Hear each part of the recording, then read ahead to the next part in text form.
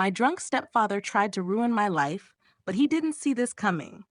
Growing up, I thought I could handle anything life threw at me. Then my mom married him, a walking, talking whiskey bottle with a mean streak. My stepfather, Todd, turned our quiet life into a chaotic mess of slurred threats, broken furniture, and shattered dreams. But last week, things hit a breaking point.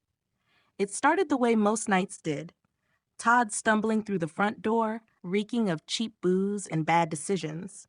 Mom was at work because someone had to pay the bills, and I was in my room, headphones on, trying to drown out his nonsense. Suddenly, my door slammed open. "Hey, punk," Todd growled, his voice thick with alcohol. "Think you're too good to come out here and talk to me?" I ignored him, which was mistake number one. He stormed over, yanked the headphones off my head, and threw them across the room. "Listen when I talk to you," he spat. His face was inches from mine, his breath a toxic mix of beer and rage. "I'm not your punching bag, Todd," I shot back, standing up.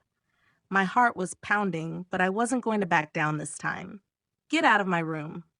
That set him off. He shoved me hard, and I stumbled back into my desk. Papers and books went flying. "You think you're a tough guy? You're nothing. Just like your deadbeat dad," he yelled. I saw red.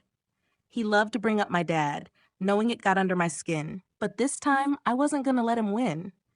"At least he wasn't a useless drunk like you," I snapped. For a moment, I thought he might actually hit me. His hand twitched and his face twisted into a mask of rage. But instead, he stormed out of my room, muttering something about teaching me a lesson. I thought that was the end of it. I was wrong. Around midnight, I heard a crash from the garage. I crept downstairs, heart racing.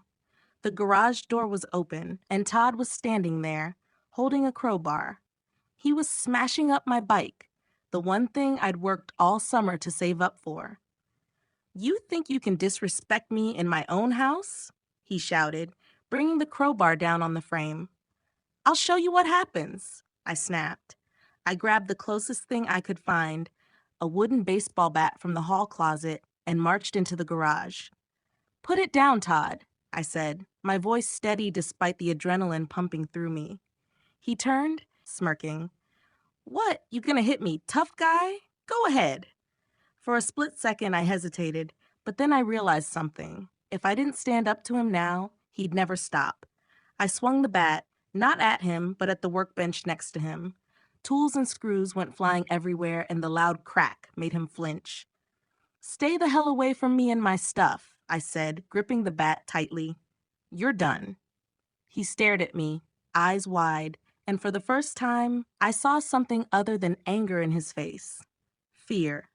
Without a word, he dropped the crowbar and stumbled back into the house. The next day, I told my mom everything. She broke down in tears, apologizing over and over for letting it get this bad. By the end of the week, Todd was out of the house for good. Mom filed for divorce, and I haven't seen him since. Sometimes, standing up to a bully isn't just about bravery. It's about survival. Todd thought he could break me, but all he did was teach me how to fight back. Getting Todd out of the house wasn't the end of the story. It was just the beginning. The day he left felt surreal. For the first time in years, the house was quiet. No shouting, no breaking glass, no drunken rambling, just peace. But peace doesn't always mean instant happiness. We had to rebuild, both the house and ourselves. Mom took some time off work to focus on us. She started therapy, and after a bit of convincing, I joined her. It was weird at first, talking to a stranger about the chaos we'd lived through, but it helped. The therapist gave us tools to heal, to communicate, and most importantly, to let go of the guilt we both carried. Mom found her fire again. She'd always been tough, but now she was unstoppable. She got a promotion at work and started taking night classes to finish the degree she'd put on hold years ago. Watching her take control of her life inspired me to do the same. As for me, I threw myself into my passions: school, art, and sports. I saved up for a new bike, and this time it wasn't just a way to get around. It became my escape, my freedom. Riding through the quiet streets at dusk, feeling the wind on my face, I finally felt like I could breathe again. One day, a letter came in the mail. It was from Todd. My hands shook as I opened it. Inside was a sloppy, barely legible apology. He said he was in rehab and trying to get his life together. He didn't ask for forgiveness, just said he was sorry for everything he'd done. I didn't know how to feel.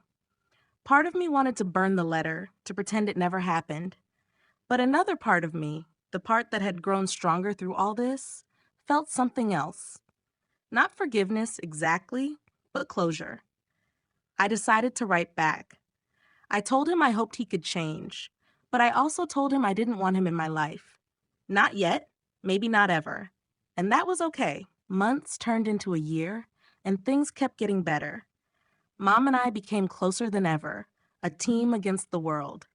We started traditions, movie nights, weekend hikes, and dinners where we'd actually sit and talk about our day. The house felt like home again.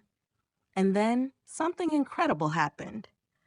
One of my art pieces, a mural I'd painted on a wall at school, got noticed by a local gallery. They invited me to showcase my work at an event. Standing there that night, surrounded by people admiring my art, I realized something. I wasn't just surviving anymore. I was thriving. Todd had tried to break us, but in the end, he'd only made us stronger. We weren't his victims. We were survivors, builders of a new life, brick by brick.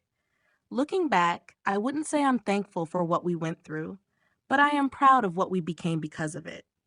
Life isn't perfect now, but it's ours. And for the first time in a long time, it feels like it's finally worth living.